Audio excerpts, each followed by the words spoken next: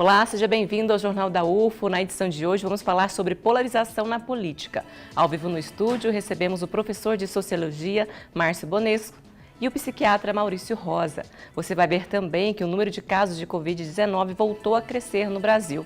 E ainda números de moradia em áreas consideradas de risco triplicou no país nos últimos 36 anos.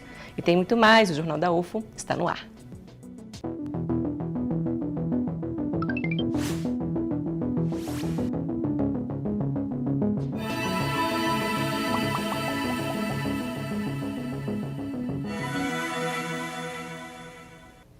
O número de casos de Covid-19 voltou a crescer no Brasil. O Ministério da Saúde aponta também uma alta no registro de mortes pela doença durante o mês de outubro.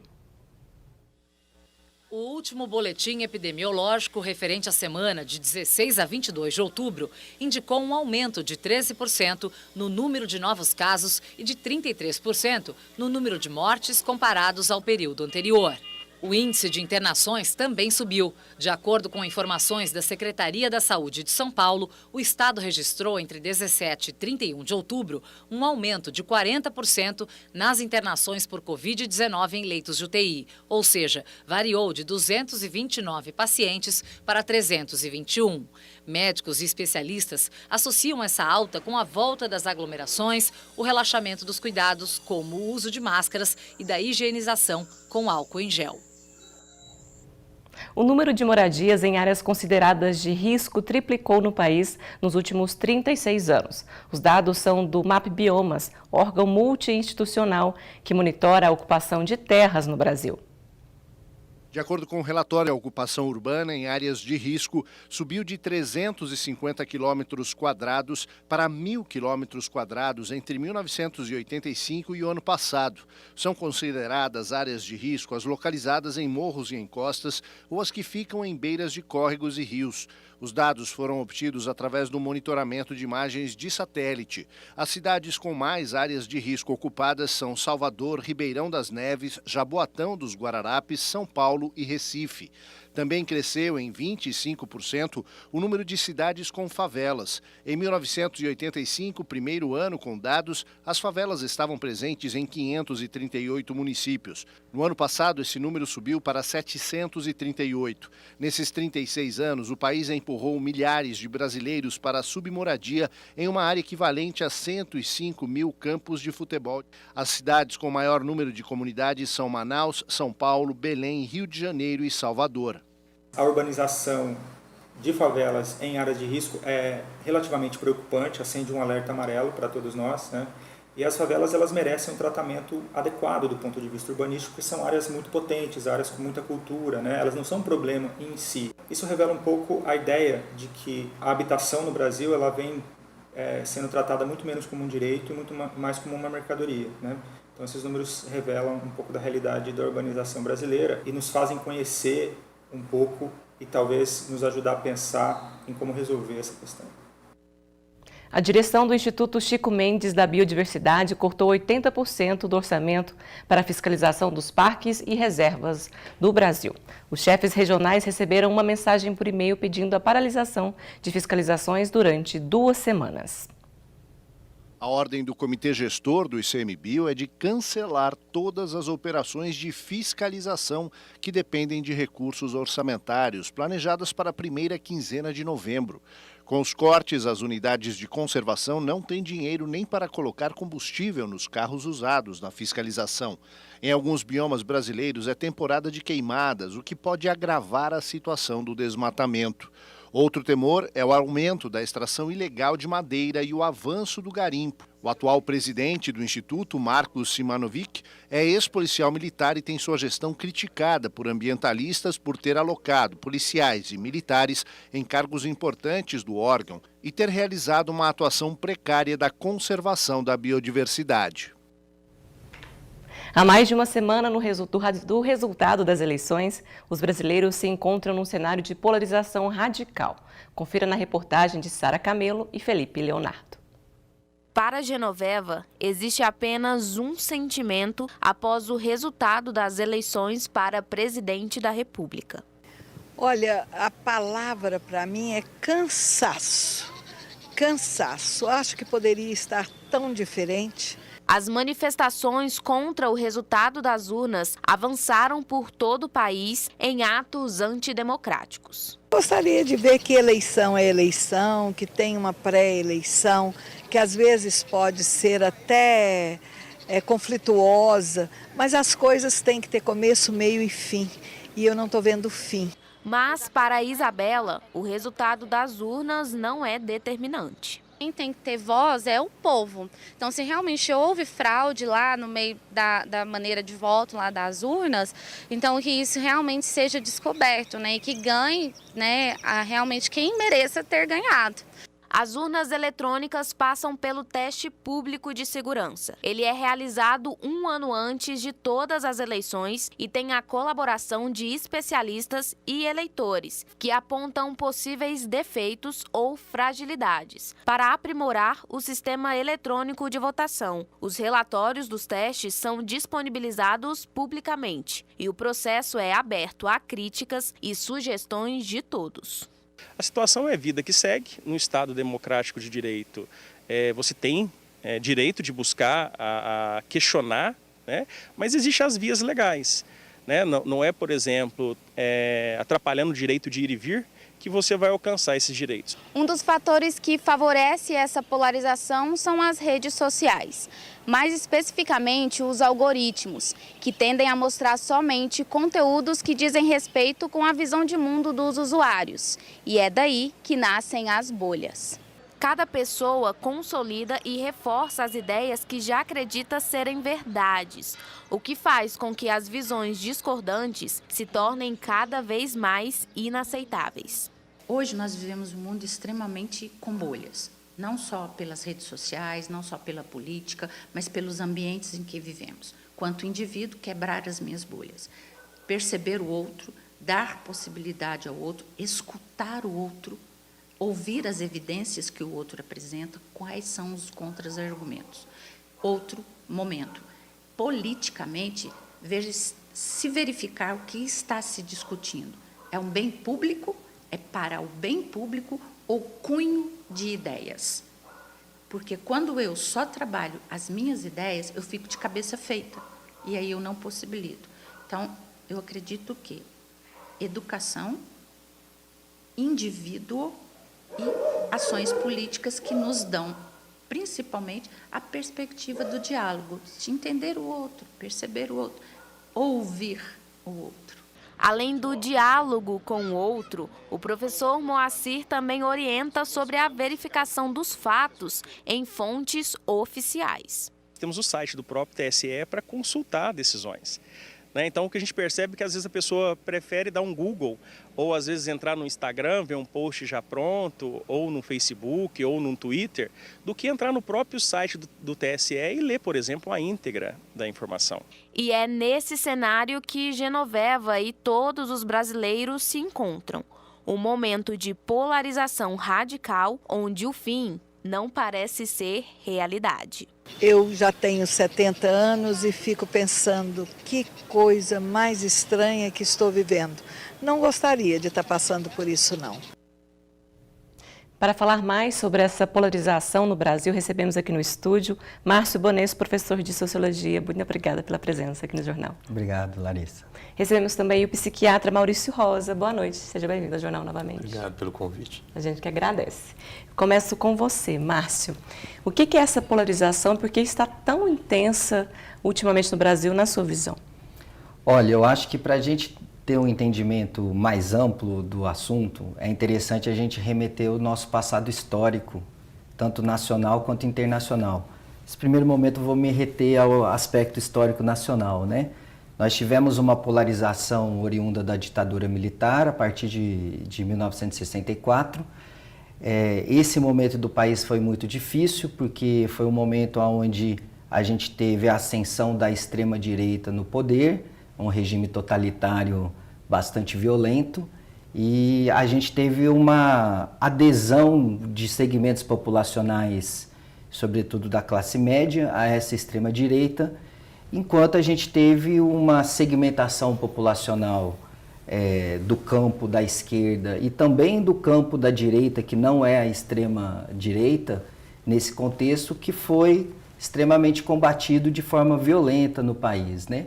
Então isso se prolongou até 1985 com a Assembleia Constituinte, e em 1988 nós tivemos finalmente as diretas já, e com isso a Constituição Federal vigente também de 88, né? E nesse momento a gente passa a ter uma reorganização estrutural populacional no Brasil, muito interessante, porque a extrema-direita fica de fora e você tem uma reorganização da direita progressista, aquela que preconiza o direito à vida, à liberdade e respeita as instituições democráticas, né? Divisão dos 3 poderes, o Pacto Federativo, e ao mesmo tempo você tem a organização da ala centro-esquerda, da ala esquerda, que também respeita esses preceitos do Estado Democrático de Direito.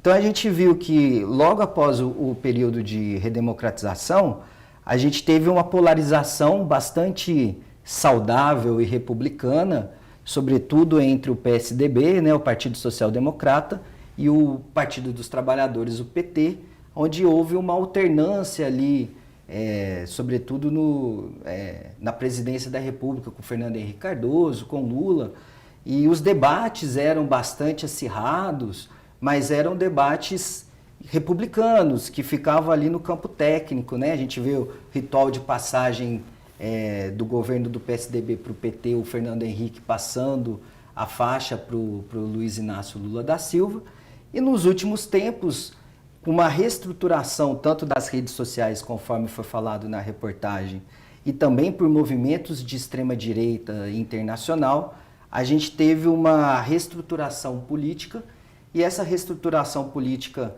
ela passa por alguns eventos, o Steve Bannon nos Estados Unidos, a relação que ele teve com o grande tutor do governo bolsonarista, que foi o Olavo de Carvalho, a questão da Comissão da Verdade desenvolvida em 2012, a própria Operação Lava Jato, que culminou aí no impeachment da presidente Dilma Rousseff.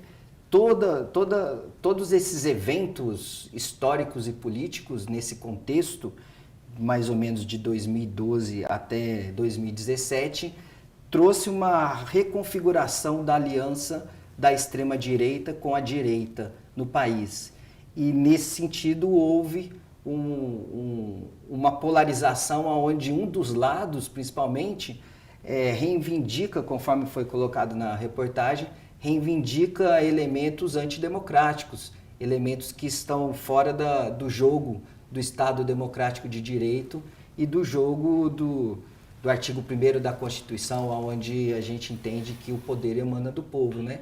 Culminando em não respeitar agora as eleições. E acaba que essa polarização dificulta muito o diálogo, até no trabalho, nas famílias, isso está causando muita confusão, né, doutor? Amizades sendo desfeitas, laços familiares sendo cortados, os pensamentos, as mentes em turbilhão, porque é uma enxurrada de informações, às vezes informações conflituantes entre si, né?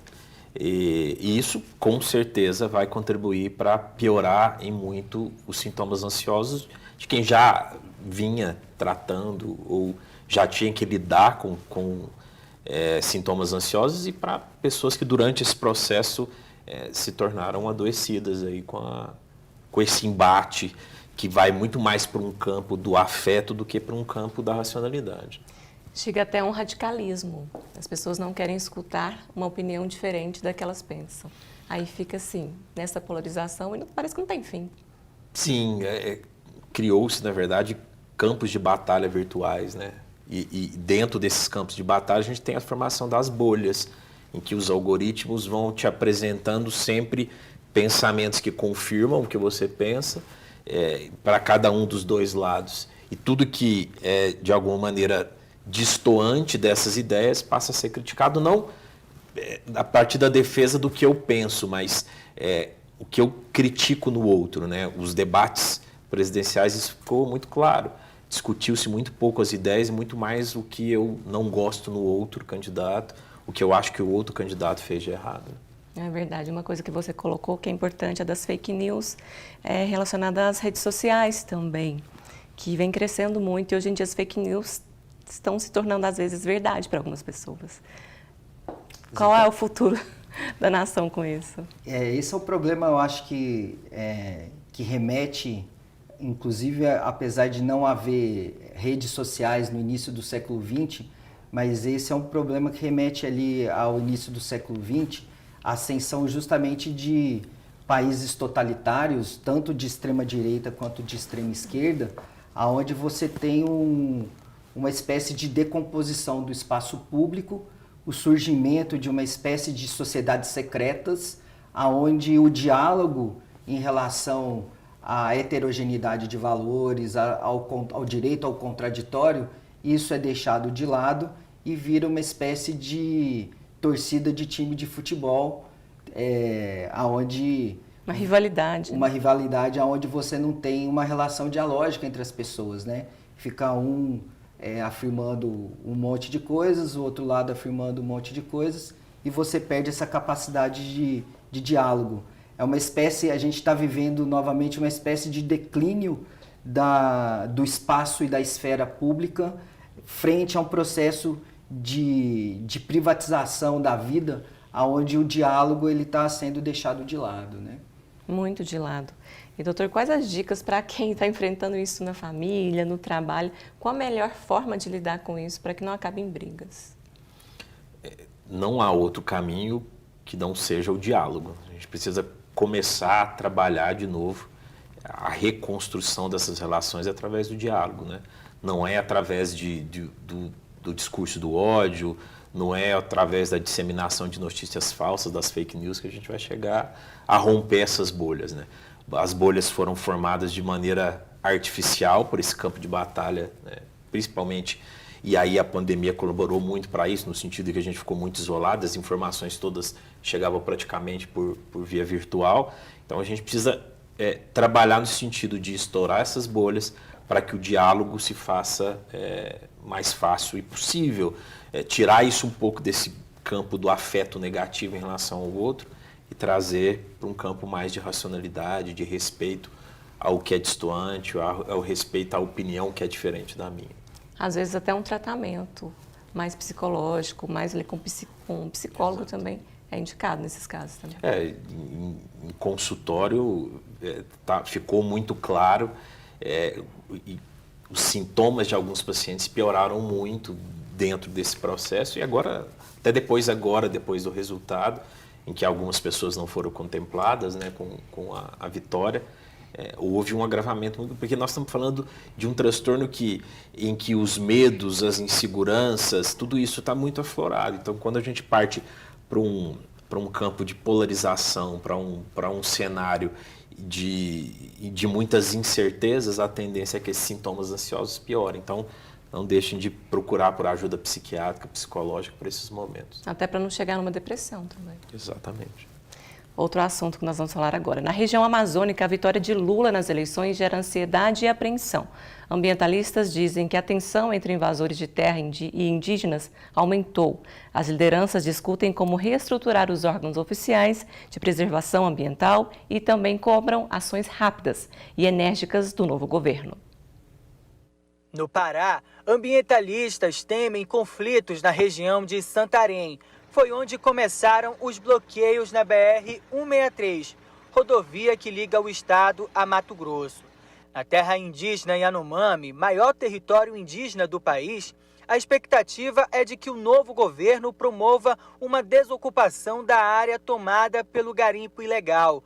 350 comunidades no território têm sido ameaçadas de morte também por grileiros associados ao narcotráfico. As lideranças Yanomami dizem que já entregaram aos representantes do presidente eleito documentos e o mapeamento das invasões. Eles cobram que até março seja iniciada uma grande operação de retirada dos invasores. Ele tem que fazer uma articulação de Polícia Federal, o Exército, o IBAMA, Sinibio, FUNAI, e os governos locais. Então, isso ele tem que mapear quantos dias e ele pode fazer esse desintrusão, garimpo ilegal na terra Yanomami. Em 2021, a Amazônia foi palco de 52% dos conflitos por terra no Brasil.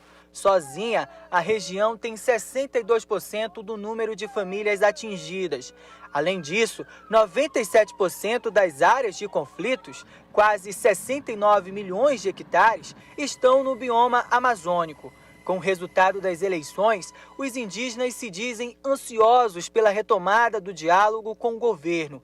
Entre as promessas de Lula aos povos originários estão o desmatamento zero, a reestruturação dos órgãos de fiscalização e a criação do Ministério dos Povos Originários. Entre o anúncio de se ter um Ministério dos Povos Originários e a efetivação da criação do Ministério, qual será o papel estratégico do Ministério, as atribuições desse ministério, a gente vê um cenário agora de um governo de diálogo com o movimento e que a gente precisa ajudar minimamente numa governabilidade.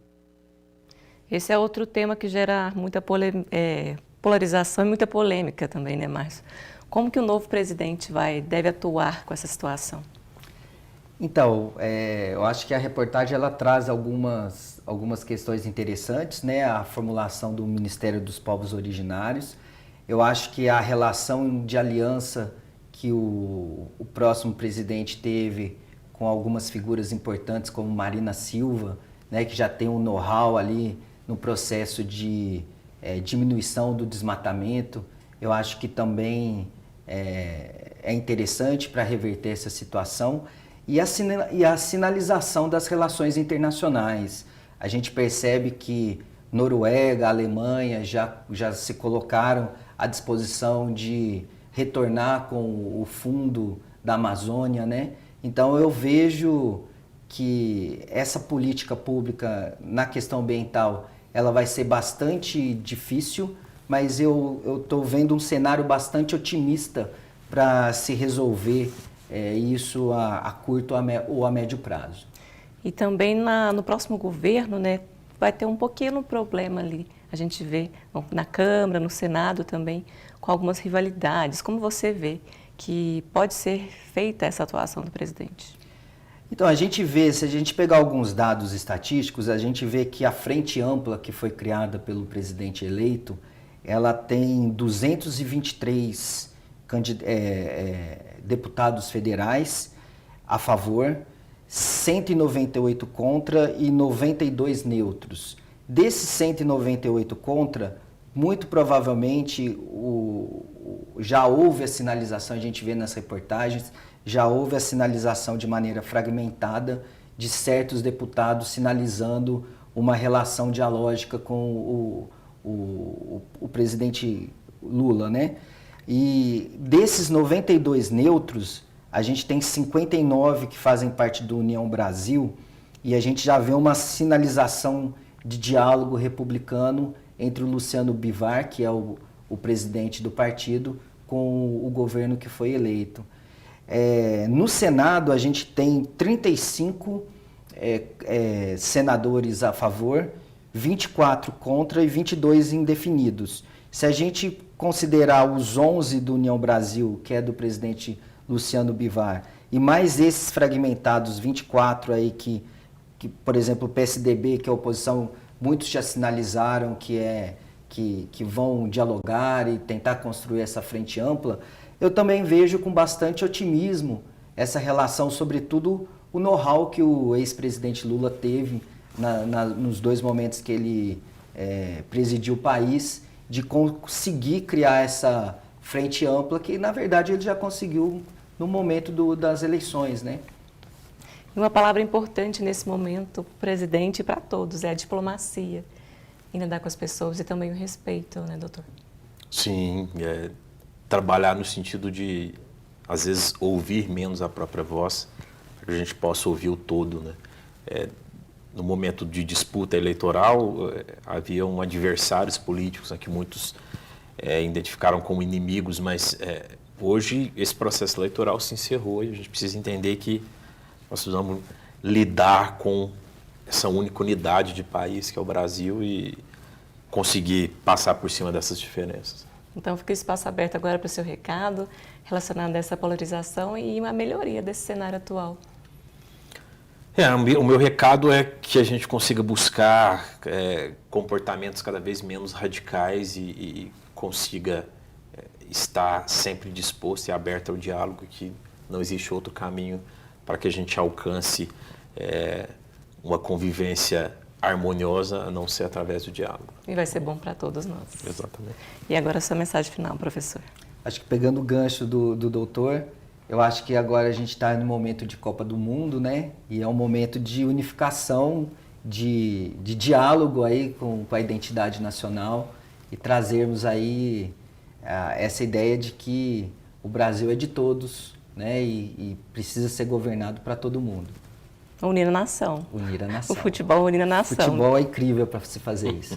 Muito obrigada pela participação, professor. Doutor, muito obrigada pela participação. E agora um convite para você, mulher, o segundo encontro anual do empreendedorismo feminino do Triângulo Mineiro. Evento que acontece aqui em Uberlândia é gratuito. Quem traz mais informações é a Sara Camelo. Oi, Larissa. Olá para o pessoal que está assistindo a gente no Jornal da UFO. E eu vim aqui para falar de empreendedorismo feminino, mais especificamente do segundo encontro anual de empreendedorismo feminino do Triângulo Mineiro. Para falar um pouco mais sobre esse evento cheio de palestras e exposições, está aqui comigo a Lude Souza, ela que é fundadora do Clube da Moeda, a moeda de troca. Lu, muito obrigada pela sua participação aqui. Conta um pouco para mim sobre como vai ser esse segundo encontro anual. Sara, estamos muito felizes de realizar o segundo encontro anual do empreendedorismo feminino, no mês em que se celebra essa data tão importante, reconhecida pela ONU em 2014. É um encontro gratuito, um evento gratuito para as mulheres. Ele acontece aqui na CDL, na Câmara de Dirigentes Lojistas aqui de Uberlândia. Começa amanhã, dia 8 de novembro, às 16 horas e vai até às 21h30, com uma programação voltada para os negócios das mulheres. Vamos ter palestras, painéis, cases de empreendedoras, exposição, área para as empreendedoras apresentarem seus produtos e serviços, soluções para os negócios das mulheres e muito network, né, que realmente faz a diferença aí para as mulheres como um todo. Só quem é empreendedora pode participar ou quem está querendo adentrar também nesses negócios pode? Todas são bem-vindas, né? Quem já empreende, com certeza vai sair com essa carga, essa jornada melhorada estando aqui. E para quem quer empreender, é o momento de se inspirar, motivar, dar o play e, sem dúvida nenhuma, tirar do papel aí seus grandes sonhos. E as grandes convidadas para as exposições e para as palestras, como vocês escolheram? Primeiramente, serem empreendedoras, né? Então, realmente são mulheres que estão já construindo a sua história como empreendedoras, que têm negócios consolidados, muitos com grande sucesso já, grandes cases aí de sucessos empreendedores, e são mulheres reais, né? Como nós mesmo, né? Que todo dia sai para a arena da vida, luta aí com todos os desafios de ser mulher, mãe, empreendedora e vem aqui compartilhar e somar forças com a gente. E a importância de falar sobre empreendedorismo feminino, um evento só para isso?